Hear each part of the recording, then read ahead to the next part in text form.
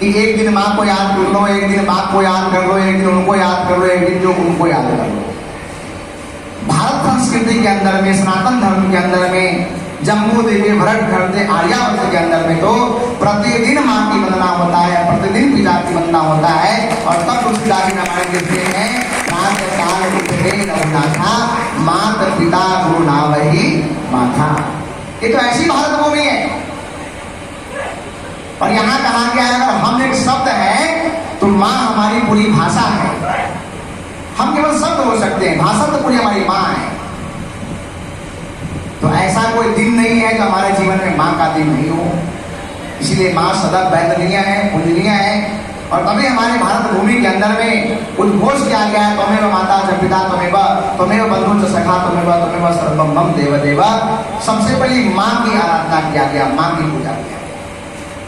और हम जिस देश के रहने वाले हैं उस देश को ही माँ कहा जाता है, भारत माता की। और किसी देश को माँ नहीं कहा जाता। पाकिस्तान माता की जय, जापान माता की जय, भूटान माता की जय, अफगानिस्तान माता की जय नहीं कहा जाता। हम जिस देश में रहते हैं उस देश की माटी को माँ कहा जाता है। उस देश का नाम भारत माँ के नाम से है। तो हम तो उठकर ही माँ का नाम लेते हैं।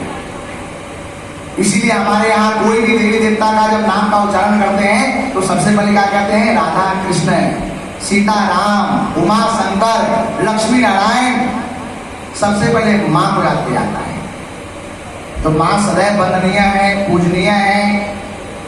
ये पाश्चात्य शैलियों के लिए, विदेशियों के लिए मदर्स डे हो सकता है, पर हमारे लिए मदर्स डे नहीं है। अगर हम मदर्स डे मना रहे हैं तो वास्तविकता में हम अपनी माँ को नमन नहीं कर रहे हैं। क्योंकि हम केवल एक दिन नमन करेंगे, कल क्या करेंगे आप?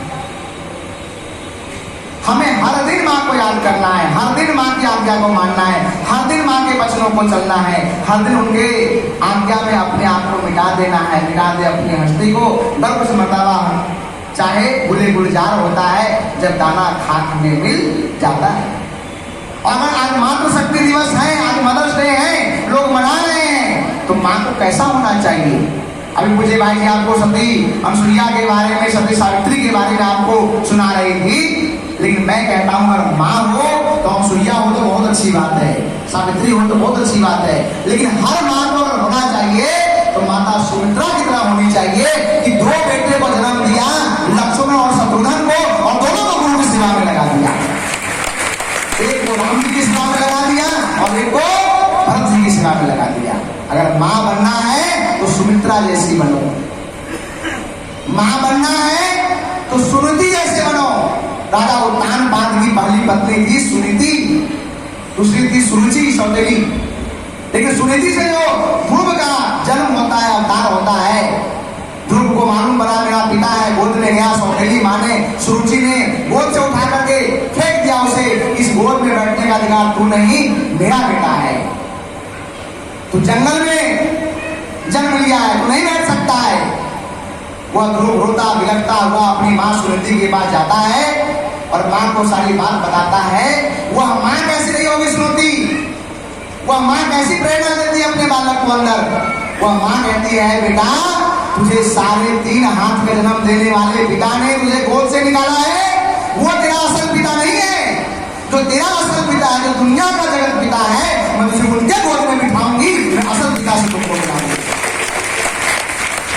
और ऐसा संस्कार सुनीति ने अपने पुत्र ध्रुव को दिया। और आज जब पुच्छल तारा देखते हो आकाश में, जब तक सूरज चांद रहेगा ध्रुव तेरा नाम रहेगा।